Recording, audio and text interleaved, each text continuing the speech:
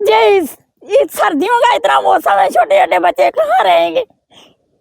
ना घर है, ना कोई बालन है, ना कोई लकड़ी है, ना चूल्हा है। सबसे पहले आस्ता आस्ता थोड़ी थोड़ी दरारें आना शुरू हुई। हमने सोचा कि कुछ नहीं है, तो हमने ऐसे ही रखा कि कुछ नहीं, छोटी छोटी दरारें आ रही, मगर वो आस्ता आस्ता बढ़ती गई। जितनी जैसे जैसे दिन गुजरते गए वैसे वैसे दरारें ज़्यादा होती गई। और वो दरारें, एक होती है लैंडस्लाइड, एक होती है लैंड सिंक। ये तो हमारी लैंड सिंक होगी। आस्ता आस्ता कुछ 5-6 दिन के बाद 8-8 फुट नीचे ही ज़मीन हमारी लैंड सिंक होगी। हमारे जो मकान थे, जहाँ पे हमारे 4 मकान थे, चारों मकान उस लैंड सिंक की चपेट में आ गए। अगस्त सितंबर 2025 को जम्मू कश्मीर के पहाड़ी इलाकों में काफ़ी बारिशों की वजह से लैंडस्लाइड की रिपोर्ट सामने आई।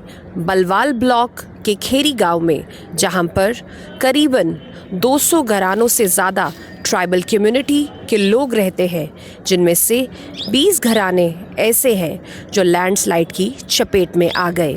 लेकिन दिलचस्प बात ये है कि यहाँ की लैंडस्लाइडिंग सिर्फ बारिशों की वजह से नहीं हुई, बल्कि अनप्लान्ड और रेकलेस डेवलपमेंट भी किसी हद तक इन सब चीज़ों की जिम्मेदार मानी जाती है। उस समय से लेकर आज तक हमें 4 से 5 महीने हो गए टेंट में रह रहे हैं। उस समय भी हमने आवाज़ उठाई थी जब ये हमारे साथ ये हादसा हुआ था कि हमें टनल की वजह से नुकसान हुआ है। तो जियोलॉजी टीम आई थी, उन्होंने यहाँ से सैंपल ले के वो सर्वे, हाँ जी SI की, हमारे यहाँ से 250 मीटर दूर टनल है। तो इन्होंने आज से 5-6 साल हो गए कंटिन्यू यहाँ पे काम लगाया हुआ है। और इस खैरी गाँव में 2 टनल बन रहे हैं। एक टनल मेन ये हमारे घर से 250 मीटर की दूरी पे, एक दूसरा टनल पीछे यहाँ पे 500 मीटर की दूरी पे। और उस टनल में भी वहाँ के जो घर हैं वहाँ भी नुकसान हुआ उस टनल की वजह से।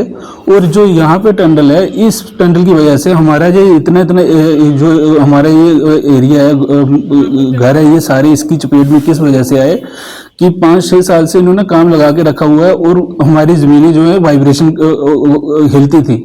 और यहाँ के लोग सारे अनएजुकेटेड पर्सन है, कोई पढ़ा लिखा है नहीं, इनको पता नहीं कि वाइब्रेशन क्या होती है, कि ज़मीन काम क्यों रही है, इनको किसी चीज़ का पता ही नहीं। जब ये जो आपदा हमारी आई है, ये टंडल से स्टार्ट हुई है, वहाँ से ये सारी वहाँ से लेके हमारे यहाँ तक लैंडस्लाइड होती आई है। पूरी ज़मीन वाइब्रेशन हुई थी तो वो वहाँ से पूरी ज़मीन नीचे लैंडस्लाइड होगी। जब लैंडस्लाइड होने के बाद वहाँ एक जगह के रुकने के बाद वहाँ से सीधा लैंड सिंक होना शुरू होगी।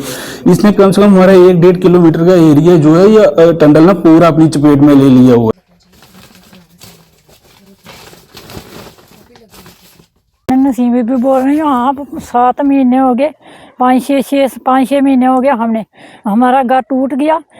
ऐसे स्लाब आया, हमारा घर टूट गया। जो टंडल बनाते हैं इधर से एक इधर है एक उधर है, दोनों साइड में हम बीच में हैं। हमारा घर टूट गया तो हमको सभी आते हैं तो चले जाते हैं।